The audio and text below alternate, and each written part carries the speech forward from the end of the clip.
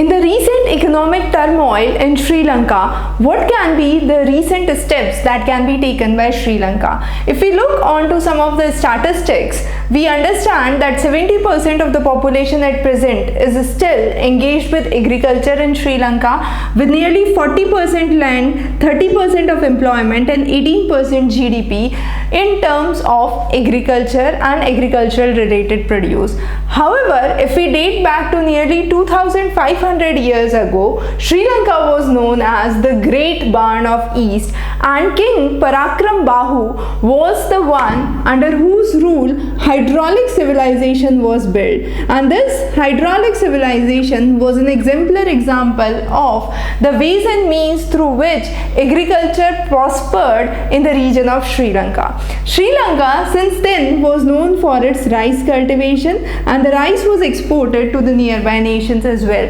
Now again, at present, if we look, Sri Lanka is one of the major centers for rice cultivation and an exporter of tea. So export of tea is another important aspect which is witnessed here. Now what is important to understand, what were the steps which were taken 2500 years back and which flourished the traditional way of agriculture in Sri Lanka? Can those be adopted again to resolve this issue of the crisis in Sri Lanka?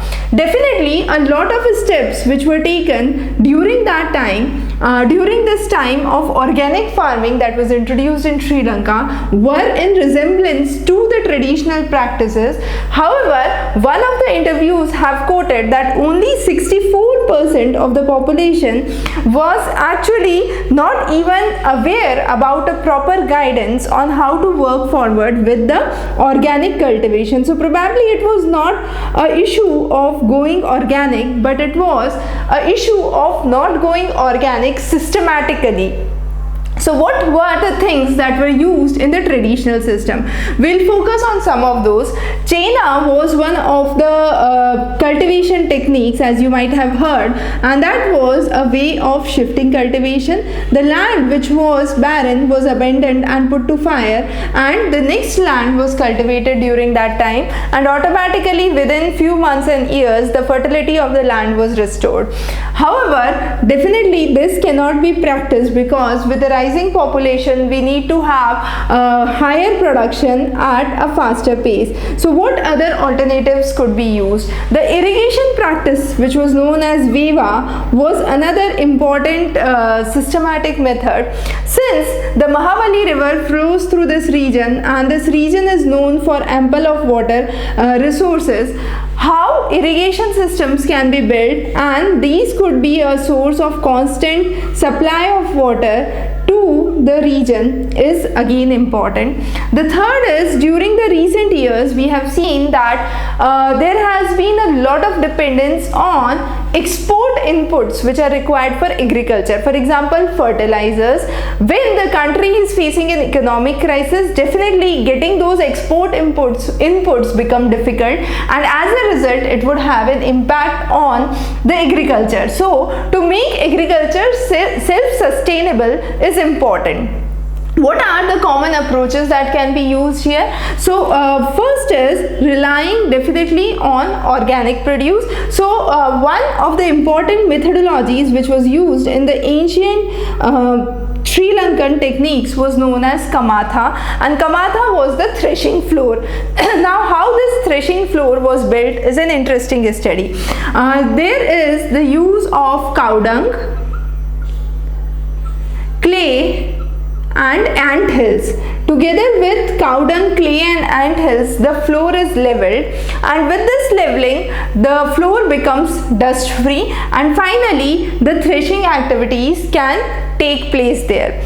The next important development in the traditional period was the paddy field, and that was known as Kumbaru.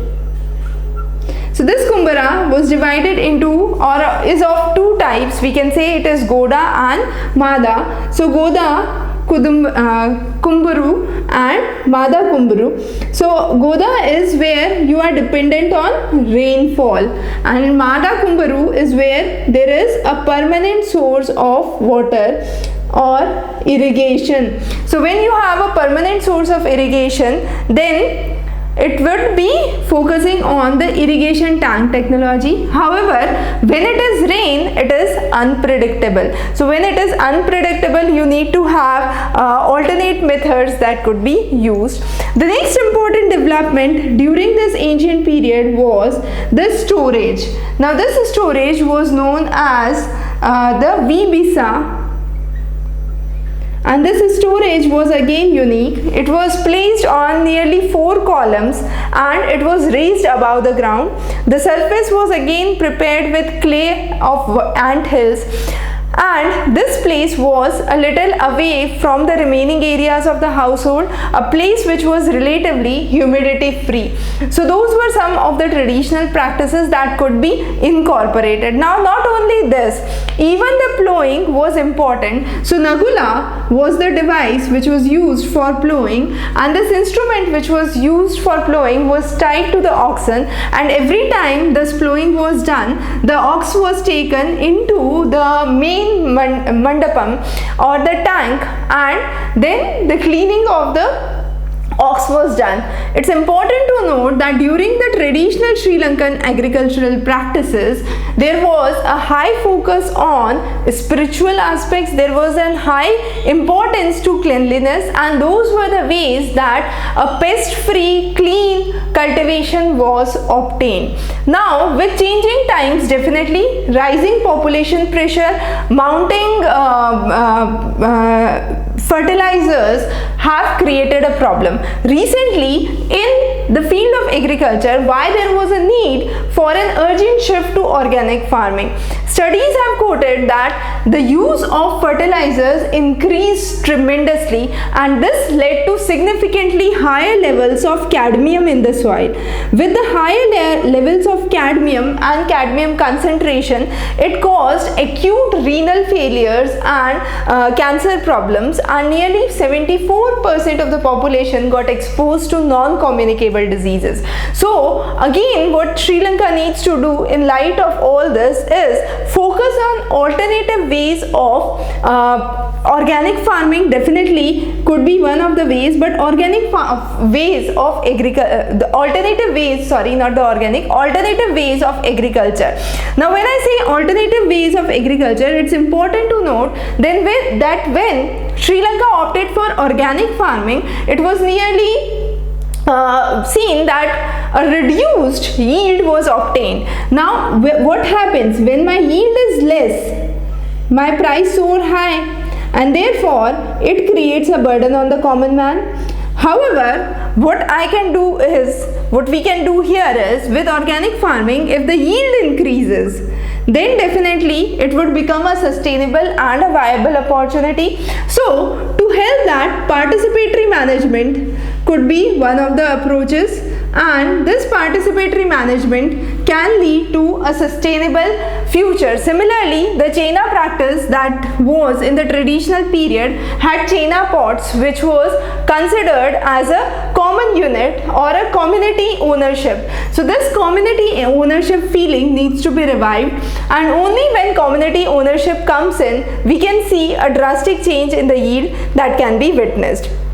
So that's one of the things. The next important thing is alternate ways. For example, Sri Lanka has a good coastline. So rather than just focusing on the domestic agriculture, which is definitely one of the requirements, with excess labor, what can be done is agriculture for exports can be opted as one of the opportunities. And recently we have seen seaweed farming as one of the better options that can be available, and this has a huge export demand as well. So the farmers and the fishermen in the coastal area can start with seaweed farming, and this could be probably one of the ways through which definite changes could be brought into the ground level.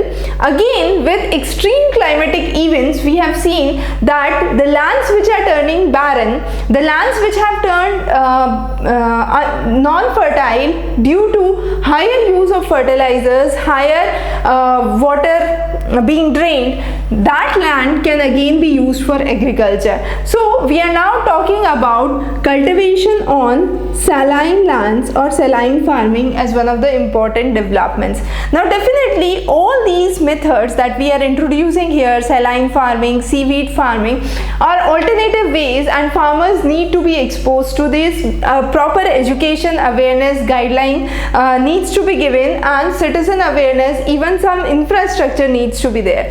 With a rising economic crisis, all this becomes difficult, but definitely the traditional approaches which have been there can be maintained, and with time the yields can definitely increase. So those are some of the alternatives that can be actually introduced in the field of agriculture, and what can be the future opportunities for farming is an important question and needs to be explored, because in all ways agriculture needs to be Sri Lanka needs to be self-dependent in field of agriculture to feed its masses, and that would be one of the major reasons why this economic turmoil would definitely come down. So those are some of the interrelated aspects that we have discussed. A very important case study, the traditional agriculture and the practices during the ancient time, again very important. So those are some of the cases that you can take as a study while you are focusing on future developments and future agricultural aspects. Thank you very much for joining.